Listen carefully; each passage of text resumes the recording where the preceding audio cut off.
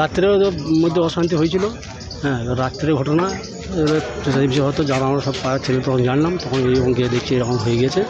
হ্যাঁ, তো যাওয়ার পর দেখি প্রশাসন ছিল, প্রশাসন নিজের মতো যাই আসামিকেও পেয়ে গেছে।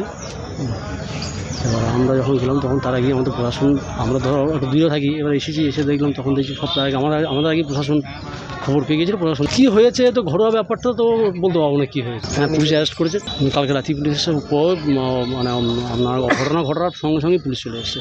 হ্যাঁ, আর অস্ত্র দিয়ে খুন করেছে, মানে ঘুমাচ্ছিল, ঘুমানো অবস্থায় অস্ত্র দিয়ে মাথায় আঘাত করেছে।